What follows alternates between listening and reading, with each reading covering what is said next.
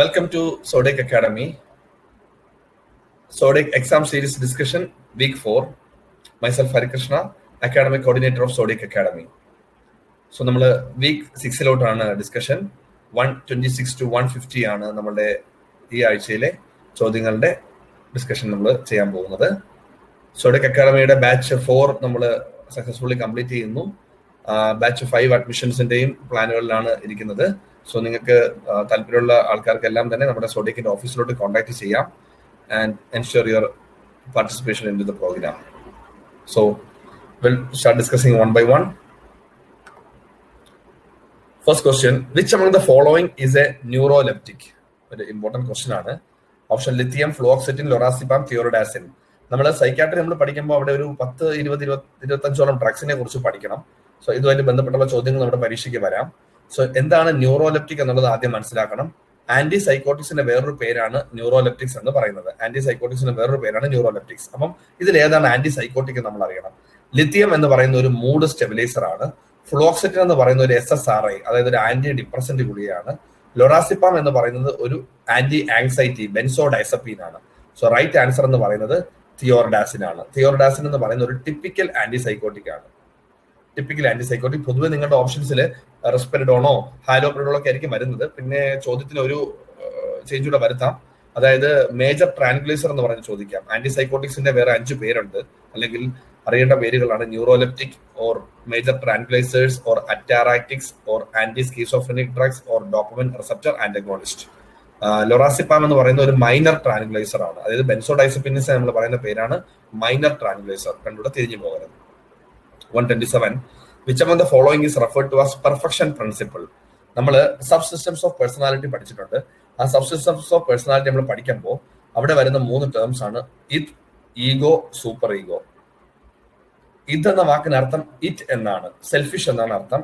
Primary process thinking ആണ് ഇവിടെ സംഭവിക്കുന്നത്. അതായത് ഒരു ആള് അവരുടെ മനസ്സിൽ വരുന്ന ഫസ്റ്റ് ഇമ്പൾസ് എന്താണോ അത് ഗ്രാറ്റിഫൈ ചെയ്യുന്നു. പ്ലഷർ സീക്കിംഗ് പ്രിൻസിപ്പിൾ ആണ് അവിടെ പറയുന്നത്. ഈഗോ എന്ന് പറയുന്നത് ഐ, സെൽഫ് എന്ന വാക്കാണ് അർത്ഥം. സെക്കൻഡറി പ്രോസസ് തിങ്കിങ് ആണ്, അവിടെ ഒരു റിയാലിറ്റി ഫോക്കസ്ഡ് ആണ്. അപ്പൊ റിയാലിറ്റി പ്രിൻസിപ്പിൾ നമ്മൾ പറയും. മൂന്നാമത്തുള്ള സൂപ്പർ ഈഗോ എന്ന് പറയുന്നത് ഹയർ വാല്യൂസ്, ഹയർ സെൽഫ് എന്നൊക്കെ നമ്മൾ പറയുന്നതാണ്. ഇവിടെ വരുന്നതാണ് പെർഫെക്ഷൻ പ്രിൻസിപ്പിൾ. ഓക്കെ, അപ്പൊ റൈറ്റ് ആൻസർ എന്ന് പറയുന്നത് സൂപ്പർ ഈഗോയാണ്. അവിടെ പ്ലഷർ പ്രിൻസിപ്പിൾ ആണ് ചോദിച്ചാൽ ഇതെന്നാണ് ഉത്തരം. റിയാലിറ്റി പ്രിൻസിപ്പിൾ ചോദിച്ചാൽ ഈഗോ എന്നാണ് ഉത്തരം. Next is question number 128. Bhore committee aim that having a health center to serve a population of about. നമുക്കറിയാം 1943 സർ ജോസഫ് ബോറിനെ ഏൽപ്പിച്ചു ബോർ കമ്മിറ്റി. ആ കമ്മിറ്റിയുടെ റിപ്പോർട്ട് വന്ന് 1946 ആണ് നമ്മൾ ബോർ കമ്മിറ്റി പറയുന്നത്. ആ ബോർ കമ്മിറ്റിയുടെ റിപ്പോർട്ടിന് പ്രകാരം ഓപ്ഷൻ ബി 10,000 to 20,000 പോപ്പുലേഷൻ, അതൊരു short term long term plan പോലെ ബോർ കമ്മിറ്റി റെക്കമെൻഡേഷൻസ് ഉണ്ടായിരുന്നു. ഒരു PHC, ഒരു പ്രൈമറി ഹെൽത്ത് യൂണിറ്റ്, അതിന് 10,000 മുതൽ 20,000 പോപ്പുലേഷനെ കവർ ചെയ്യുന്ന രീതിയിലായിരിക്കണം എന്നായിരുന്നു ബോർ കമ്മിറ്റി പ്രപ്പോസ് ചെയ്തത്. എന്നാൽ നമ്മുടെ ഇപ്പൊ നാട്ടിൽ ഫോളോ ചെയ്യുന്നത് പറഞ്ഞാൽ ഒരു 3,000 മുതൽ 5,000 വരെ സബ് സെന്റർ, 20,000 മുതൽ 30,000 വരെ PHC പ്രൈമറി ഹെൽത്ത് സെന്റർ, 80,000 മുതൽ 1,20,000 വരെ CHC കമ്മ്യൂണിറ്റി ഹെൽത്ത് സെന്റർ, ഈ രീതിയിലാണ് പോകുന്നത്. 129, which of the following tool is commonly used to test a person's intellectual function? So അവിടെ ക്വസ്റ്റ്യൻ ക്ലിയർ ആണ്. Intellectual function, so intelligence test ഇതിൽ ഏതാണ്? ഈ റോസ്റ്റാച്ച് ഇങ്ക് ബ്ലോട്ട് ടെസ്റ്റ് എന്ന് പറയുന്നത് ഒരു പേഴ്സണാലിറ്റി ടെസ്റ്റ് ആണ്. നമ്മൾ 10 ഇങ്ക് ബ്ലോട്ട് ഉണ്ട്, അത് വെച്ചിട്ട് പേഴ്സണാലിറ്റി ഐഡന്റിഫൈ ചെയ്യുന്നതാണ്. സെന്റൻസ് കംപ്ലീഷൻ ടെസ്റ്റ് എന്നാണ് SCT, അതും എന്താണ് ഒരു പേഴ്സണാലിറ്റി ടെസ്റ്റ് ആണ്. കേജ് എന്ന് പറയുന്ന ഒരു ആൽക്കഹോളിസ്റ്റിന്റെ സ്ക്രീനിങ് ടൂൾ ആണ്.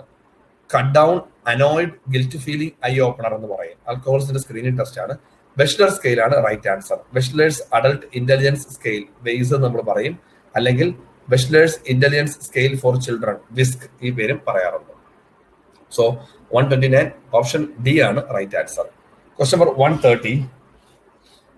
Which committee is known as Committee on Integration of Health Services? Committee on Integration of Health Services എന്ന് അറിയപ്പെടുന്നത് ഓപ്ഷൻ സി ജിങ്കിൾവാല കമ്മിറ്റി ആണ്. നമുക്ക് ഹെൽത്ത് കമ്മിറ്റീസ് ഒരു 10ഓളം കമ്മിറ്റീസ് പഠിക്കാനുണ്ട്.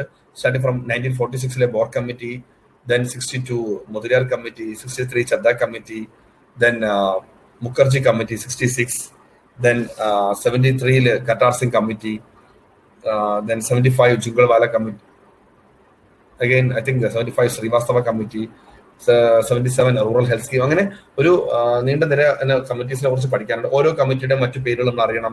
ഫോർ എക്സാമ്പിൾ നമ്മൾ ബോർ കമ്മിറ്റി പറയും, health survey and development committee, Mudaliar committee പറയും health survey and planning committee. അതുപോലെ committee on integration of health service ആണ് നമ്മൾ ജുഗൽവാല കമ്മിറ്റി എന്ന് പറയുന്നത്. മുഖർജി കമ്മിറ്റിയാണ് നാഷണൽ മലേറിയ ഇറാഡിക്കേഷൻ പ്രോഗ്രാമായിട്ട് ബന്ധപ്പെട്ട് കേരള PSCക്ക് മുന്നേ ചോദിച്ചിട്ടുണ്ട്. കട്ടാർ സിംഗ് കമ്മിറ്റിയാണെങ്കിൽ നമ്മൾ പറയും മൾട്ടി പർപ്പസ് വർക്കേഴ്സിന്റെ കമ്മിറ്റി എന്നറിയപ്പെടും. ഇതും ചോദിച്ചിട്ടുള്ളതാണ്. Committee on multi purpose workers എന്നറിയപ്പെടുന്നത് കട്ടാർ സിംഗ് കമ്മിറ്റിയാണ്. സോ ഇവിടെ കമ്മിറ്റിയുടെ ഇന്റഗ്രേഷൻ ഓഫ് ഹെൽത്ത് സർവീസ് അറിയപ്പെടുന്നത് ഓപ്ഷൻ സി ജുഗൽവാല കമ്മിറ്റിയാണ്. 131. Which of the following sampling technique is least likely to draw a representative sample from the population? So least likely to draw a representative sample from the population. നമുക്കറിയാം, നമുക്കൊരു പോപ്പുലേഷന്റെ സബ്സെറ്റിനെയാണ് നമ്മൾ sample എന്ന് പറയുന്നത്. ഇത് പോപ്പുലേഷനും ഇത് സാമ്പിളുമാണ് അല്ലെ. അപ്പൊ സാമ്പിളിനെ നമ്മൾ സെലക്ട് ചെയ്യുമ്പോൾ രണ്ട് രീതിയിൽ സെലക്ട് ചെയ്യാൻ പറ്റും. പ്രോബബിലിറ്റി സാമ്പിളിംഗ് ഉണ്ട്, നോൺ പ്രോബബിലിറ്റി സാമ്പിളിംഗ് ഉണ്ട്. ആ പോപ്പുലേഷനിൽ നിന്ന് സെലക്ട് ചെയ്യുന്ന സാമ്പിൾ ലീസ്റ്റ് റെപ്രസെന്റേറ്റീവ് എന്ന് പറഞ്ഞു കഴിഞ്ഞാൽ അവർ സെലക്ട് ചെയ്യുന്നത് നോൺ പ്രോബബിലിറ്റി മെത്തേഡ് വഴിയാണ്. പ്രോബബിലിറ്റി ആണെങ്കിൽ എന്താണ് അർത്ഥം? എല്ലാ സാമ്പിൾസിനും ഈക്വൽ ചാൻസ് ഉണ്ട് സെലക്ട് ചെയ്യപ്പെടാൻ വേണ്ടി. സോ ഇതിനകത്ത് ഏതാണ് നോൺ പ്രോബബിലിറ്റി എന്നുള്ളത് കണ്ടുപിടിച്ചാൽ മതി. Cluster sampling, systematic sampling, stratified sampling, ഇത് മൂന്നും തന്നെ പ്രോബബിലിറ്റി സാമ്പിളിംഗ് മെത്തേഡാണ്. അത് വളരെയധികം റെപ്രസെന്റേറ്റീവ്നെസ് കൂടുതലുള്ളതാണ്. വേറെ കൺവീനിയൻസ് സാമ്പിളിംഗ് എന്ന് പറയുന്നത് എന്താണ്? ഒരു ലീസ്റ്റ് റെപ്രസെന്റേഷൻ കാണിക്കുന്നതാണ്, ഒരു non probability type of sampling ആണ്. ഓപ്ഷൻ സി ആണ് right answer. 132. Large sample size is required for. ഈ ഓപ്ഷൻ കൊടുത്തിരിക്കുന്നതിൽ 3 ക്വാളിറ്റേറ്റീവ് സ്റ്റഡീസിന്റെ ഓപ്ഷൻസ് ആണ്. ക്വാളിറ്റേറ്റീവ് സ്റ്റഡീസിന് എപ്പോഴും നമ്മൾ സാമ്പിൾ സൈസ് വളരെ കുറവ് മതിയാവും. എത്തനോഗ്രഫി എന്ന് പറഞ്ഞു കഴിഞ്ഞാൽ നമ്മൾ കൾച്ചറുമായിട്ട് ബന്ധപ്പെട്ട് പഠിക്കുന്നതാണ്. ഗ്രൗണ്ടഡ് തിയറി, ഒരു social process theory framework. Phenomenological research എന്ന് പറഞ്ഞാൽ ലിവ്ഡ് എക്സ്പീരിയൻസിനെ കുറിച്ച് പഠിക്കുന്നതാണ്. ഇത് 3 ക്വാളിറ്റേറ്റീവ് പാർട്ടാണ്. അതിന് സ്മോൾ സാമ്പിൾ സൈസ് മതി. പക്ഷെ ലാർജ് സാമ്പിൾ സൈസ് നമ്മൾ എന്തിനു വേണം? കോറിലേഷണൽ, ഇപ്പം നമ്മുടെ ഡിഫറെന്റ് നോൺ എക്സ്പെരിമെന്റൽ ഡിസൈൻസ്, ഇതിനെല്ലാം തന്നെ നമുക്ക് ലാർജ് സാമ്പിൾ സൈസ് ആണ് ആവശ്യമുള്ളത്. ഓപ്ഷൻ ഡി ആണ് right answer. 133. 2-factor theory of management was proposed by. നമ്മൾ തിയറീസ് ഓഫ് മാനേജ്മെന്റിൽ പഠിക്കുമ്പോൾ അതിൽ തന്നെ തിയറീസ് ഓഫ് മോട്ടിവേഷൻ ഒക്കെ നമ്മൾ പഠിക്കും. അവിടെ 2-factor തിയറി എന്ന് പറയും. അവിടെ ഹൈജീനിക് ഫാക്ടേഴ്സ്, മോട്ടിവേഷണൽ ഫാക്ടേഴ്സ് എന്നൊക്കെ പറഞ്ഞ് പഠിക്കുന്നതാണ്. ആ തിയറി പ്രപ്പോസ് ചെയ്ത ആളാണ് ഫ്രെഡറിക് ഹെഴ്സ്ബർഗ് എന്ന് പറയും. ഓപ്ഷൻ ബി ആണ് റൈറ്റ് ആൻസർ. ഹെഴ്സ്ബർഗ് ആണ് 2-factor theory, motivation and hygienic factors theory propose ചെയ്തത്. അവിടെ ഓപ്ഷൻസ് ഉള്ള ഫ്രെഡറിക് ടൈലർ എന്ന് പറയുന്നത് ഫാദർ ഓഫ് സയന്റിഫിക് മാനേജ്മെന്റ് ആണ്. എൽട്ടൺ മായോ ഹോത്തോൺ സ്റ്റഡീസ് ആണ്. Henry Fayol father of modern operational management ആണ്. 134. In material management, the time that elapses between placement of an order and delivery of material. നമ്മളൊരു material manager അല്ലെങ്കിൽ ഒരു purchase manager ഒരു വസ്തു order ചെയ്തു. ആ order ചെയ്തതിന് ശേഷം ആ വസ്തു നമുക്ക് റിസീവ് ചെയ്യാൻ എടുക്കുന്ന ടൈം ഗ്യാപ്പിനെ പറയുന്ന പേരാണ് ലീഡ് ടൈം. നമ്മൾ മെറ്റീരിയൽ മാനേജ്മെന്റ് കോൺസെപ്റ്റ് പഠിക്കുമ്പോൾ lead time, economic order quantity, waiting time, അങ്ങനെ കുറച്ച് വാക്കുകൾ നമ്മൾ അറിയാം. റീ ഓർഡറിംഗ് ടൈം എന്നൊക്കെ പറഞ്ഞ് പഠിക്കാനുണ്ട്. സോ ലീഡ് ടൈം എന്ന് പറഞ്ഞാൽ ഒരു വസ്തു ഓർഡർ ചെയ്തിട്ട് അത് നമുക്ക് റിസീവ് ചെയ്യാൻ എടുക്കുന്ന ടൈം ഗ്യാപ്പിനെ പറയുന്നതാണ് ലീഡ് ടൈം എന്ന് പറയുന്നത്. 135. Inventory control method based on rate of consumption. ഒരു 8-9 ഇൻവെന്ററി കൺട്രോൾ മെത്തേഡ്സ് ഉണ്ട്. Like ABC, BED, FSN, XYZ, HML, SOS, golf എന്നൊക്കെ പറഞ്ഞ ഡിഫറെന്റ് മെത്തേഡ്സ് ഉണ്ട്. അതിലിപ്പം റേറ്റ് ഓഫ് കൺസംഷൻ അനുസരിച്ച് നമ്മൾ ക്ലാസിഫൈ ചെയ്യുന്നത് FSN ആണ്. കാരണം FSNന്റെ full form fast moving, slow moving, non moving എന്നാണ്. So fast moving, slow moving, non moving എന്ന് പറയുമ്പോൾ റേറ്റ് ഓഫ് കൺസംഷൻ അനുസരിച്ചാണ്. ABC എന്ന് പറഞ്ഞാൽ always better control, cost of items അനുസരിച്ച് ചെയ്യുന്നതാണ് ABC എന്ന് പറയുന്നത്. BED എന്ന് പറഞ്ഞു കഴിഞ്ഞാൽ ക്രിട്ടിക്കാലിറ്റി ഓഫ് ഐറ്റംസ്, അത് വളരെ ഇമ്പോർട്ടന്റ് ആണ്. വൈറ്റൽ, എസെൻഷ്യൽ, ഡിസൈറബിൾ എന്ന് നമ്മൾ പറയും. അതാണ് BED അനാലിസിസ് എന്ന് പറയുന്നത്. Question number 136. What is the best and most accurate method of measuring medication dosage for infants and children? Right answer എന്ന് പറയുന്നത് ഓപ്ഷൻ എ ആണ്. ഓപ്ഷൻ എ, അതായത് നമ്മൾ വെയിറ്റ് ആണ് നമ്മൾ അതിന് പറയുന്നത്. ഓക്കെ, സോ നമ്മൾ ഡിഫറെന്റ് ഫോർമുലാസ്, നമ്മൾ എപ്പോഴും തന്നെ മെഡിക്കേഷൻ ഓർഡർ പറയുന്നത് milligram per kilogram per day എന്ന ഓർഡറിലാണ്. അപ്പൊ അവിടെ തന്നെ നമ്മൾ നോക്കുമ്പോൾ വെയിറ്റ് നമ്മൾ different formulas for drug dosage calculation ഉണ്ട്. നമ്മളവിടെ ക്ലാർക്ക് ഫോർമുല എന്ന് പറയും. ക്ലാർക്ക് ഫോർമുല എന്ന് പറയുന്നത് തന്നെ വെയിറ്റ് ഇൻ പൗണ്ട്സ്, ഞാൻ പി എന്ന് എടുക്കുന്ന പൗണ്ട്സ് ആണ്, divided by 150 into adult dose. ഇത് ക്ലാർക്സ് ഫോർമുലയാണ്. നിങ്ങൾ ഇതുപോലെ തന്നെ കേട്ടിട്ടുണ്ടാവും ഫ്രൈഡ് ദെൻ യങ്സ് ഫോർമുല എന്നൊക്കെ പറഞ്ഞ് കേട്ടിട്ടുണ്ടാവും. ഓരോ ഫോർമുല ഓരോ രീതിയിൽ കാൽക്കുലേറ്റ് ചെയ്യുന്നതാണ് മെഡിക്കേഷൻ ഡോസേജ് എല്ലാം തന്നെ. But best and most accurate method എന്ന് പറയുന്നപ്പോൾ കുഞ്ഞിന്റെ വെയിറ്റ് അനുസരിച്ച് ഡോസ് കാൽക്കുലേറ്റ് ചെയ്യുന്നതാണ്. 137. Taste perception of a baby develops at. Right answer option D ആണ്, ബർത്ത്. ടേസ്റ്റ് പെർസെപ്ഷൻ ബർത്ത് ടൈമിൽ തന്നെയാണ് അത് ഡെവലപ്പ് ചെയ്യുന്നത്. 138. Asperger's syndrome is a. Asperger's syndrome എന്ന് പറയുന്നത് ഓപ്ഷൻ സി ഡെവലപ്മെന്റൽ ഡിലേ ആണ്. അതായത് നമ്മൾ ഡിക്രീസ്ഡ് സോഷ്യൽ ഇന്ററാക്ഷനും സ്പീച്ച് ഡിഫിക്കൽറ്റി എല്ലാം ഉണ്ടാവുന്നതിനാണ് നമ്മൾ എന്ത് പറയുന്നത്, ആസ്പെർജേഴ്സ് സിൻഡ്രോം എന്ന് പറയുന്നത്. നമ്മൾ മൈ നെയിം ഈസ് ഖാൻ എന്ന മൂവിയിലൊക്കെ കണ്ടിട്ടുണ്ട്. ഒരു ഇന്ററാക്ഷനും സോഷ്യലൈസേഷന് കുറവുള്ള അതിനെയാണ് നമ്മൾ ആസ്പെർജർ സിൻഡ്രോം എന്ന് പറയുന്നത്. 139 A new bone is required follow up care with. Among the options നമ്മൾ നോക്കുമ്പോൾ മംഗോളിയൻ സ്പോട്ട് പെർസെന്റ് എന്നുള്ളത് നോർമലാണ്, മിലിയ പെർസെന്റ് നോർമലാണ്, അംബലിക്കൽ കോഡിന് 2 ആർട്ടറി ഒരു വെയിനും അത് നോർമലാണ്. ഹെഡ് സർക്കംഫറൻസ് 39 സെന്റിമീറ്റർ എന്ന് പറയുന്നത് നോർമൽ അല്ല. കാരണം ഒരു കുഞ്ഞ് ജനിക്കുമ്പോൾ ഹെഡ് സർക്കംഫറൻസ് എന്ന് പറയുന്നത് 33 തൊട്ട് 35 സെന്റിമീറ്റർ ആണ്. ചെസ്റ്റ് സർക്കംഫറൻസ് എന്ന് പറയുന്നത് 31 തൊട്ട് 33 സെന്റിമീറ്റർ ആണ്. നമ്മൾ പഠിച്ചിട്ടുണ്ട് ഓരോ 2 മാസം കൂടുമ്പോൾ 4+3+2+1+1+1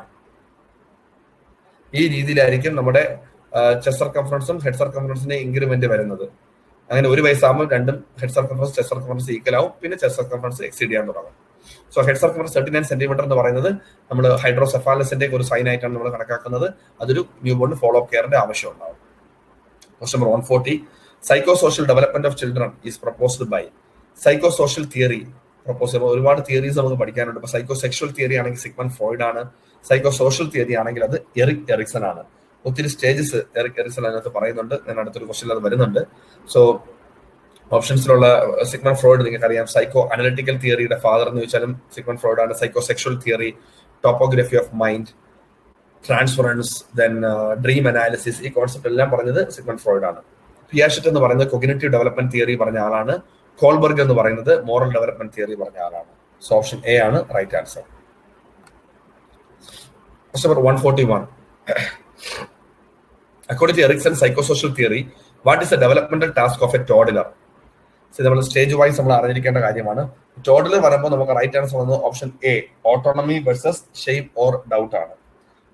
നമ്മൾ infancy, toddler, preschooler, schooler, adolescence, young adulthood that is 20 to 30 years, then middle adulthood 30 to 60 years, old age 60+. ഓരോ സ്റ്റേജ് നമ്മൾ അറിയണം. ഇൻഫൻസി നമ്മൾ ട്രസ്റ്റ് വേഴ്സസ് മിസ്ട്രസ്റ്റ് എന്ന് പറയും. Toddler period autonomy versus shame or doubt. Preschooler പീരീഡിൽ നമ്മൾ initiative versus guilt എന്ന് പറയും. സ്കൂളർ ഏജിൽ ഇൻഡസ്ട്രി വേഴ്സസ് ഇൻഫീരിയോറിറ്റി എന്ന് പറയും. Adolescence identity versus role confusion. Then young adulthood intimacy versus isolation. 30 to 60 years generativity versus stagnation, and in old age we can see ego integrity versus despair. ഓരോ stage എങ്ങനെ fulfil ചെയ്യുന്നു ഇല്ലെങ്കിൽ സംഭവിക്കുന്നു. അതാണ് തിയറിയെ കുറിച്ച് നമ്മൾ ഡീറ്റെയിൽ ആയിട്ട് സൈക്കാട്രിക് ക്ലാസ്സുകൾ എടുക്കുന്നതാണ്. ഇതൊന്ന് അറിഞ്ഞിരിക്കുക. Question number 142 Oedipus complex is commonly seen in. 142 right answer option A ആണ്. നമ്മൾ ഇഡിപ്പസ് കോംപ്ലക്സ് എന്നും ഇലക്ട്ര കോംപ്ലക്സ് എന്നും കേട്ടിട്ടുണ്ട്. സൈക്കോ സെക്ഷൽ തിയറിയുടെ പാർട്ടായിട്ടാണ്.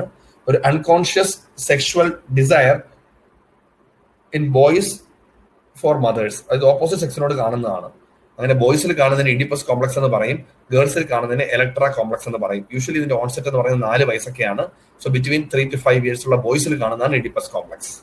143 Babinski sign is considered as normal in. എളുപ്പമുള്ളൊരു ചോദ്യമാണ്. Infants and new bones. നമ്മൾ ന്യൂ ബോൺ നമ്മൾ പറയാറുണ്ട് ബാബിൻസ്കി സൈൻ നോർമൽ ആണെന്നുള്ളതും. അത് അഡൽട്ടിലോട്ട് വരുമ്പോൾ അതൊരു അബ്നോർമൽ ആണ്.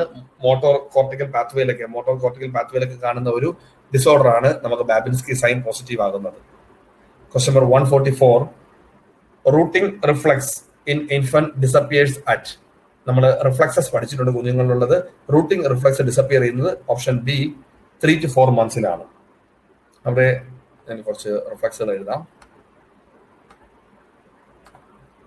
നിങ്ങൾ അറിയേണ്ടതാണ് എപ്പോ അപ്പിയർ ചെയ്യുന്നു, എപ്പോ ഡിസപ്പിയർ ചെയ്യുന്നു.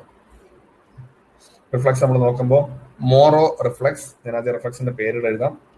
വാക്കിംഗ് അല്ലെങ്കിൽ സ്റ്റെപ്പിംഗ് റിഫ്ലക്സ് നമ്മൾ പറയും. Rooting reflex, tonic neck reflex, palmar grasp,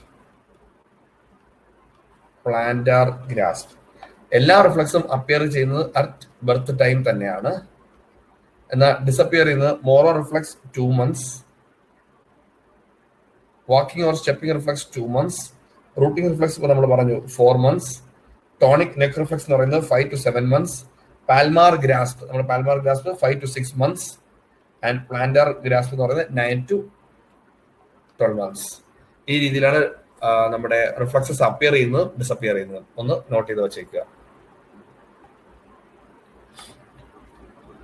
Question number 145 bag and mask ventilation is contraindicated in a new bone resuscitation with clinical suspicion of. ഒരു ന്യൂ ബോൺ റെസിസിറ്റേഷൻ നമ്മൾ ചെയ്യുമ്പോൾ രണ്ട് കാര്യങ്ങളിലാണ് നമ്മൾ bag and mask ventilation contra indicate ചെയ്യപ്പെടുന്നത്. ഒന്ന് എന്ന് പറയുന്നത് ഡയഫ്രമാറ്റിക് ഹെർണിയാണ്. അപ്പൊ ഡയഫ്രമാറ്റിക് ഹെർണിയെ നമുക്കറിയാം, അത് ചെയ്യുമ്പോൾ ഇൻട്രാ തൊറാസിക് പ്രഷർ കൂടും, അത് കാരണം റെസ്പിറേറ്ററി കോംപ്രമൈസ് ഉണ്ടാകും.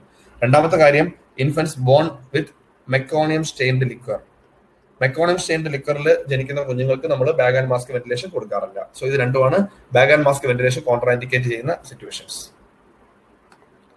Question number 146. Question number 146, premature closure of sagittal suture is termed. ഇതൊരു ടെർമിനോളജി കാണാതെ പഠിക്കാനുള്ളതാണ്. പ്രിമച്വർ ക്ലോഷർ ഓഫ് സജൈറ്റൽ സ്യൂച്ചറിനെ നമ്മൾ പറയുന്ന പേരാണ് ഓപ്ഷൻ എ സ്കാഫോസെഫാലി എന്ന് നമ്മൾ പറയും. പേരുകളൊന്ന് കാണാതെ പഠിച്ചിരിക്കുക. Scaphocephaly is called premature closure of sagittal suture.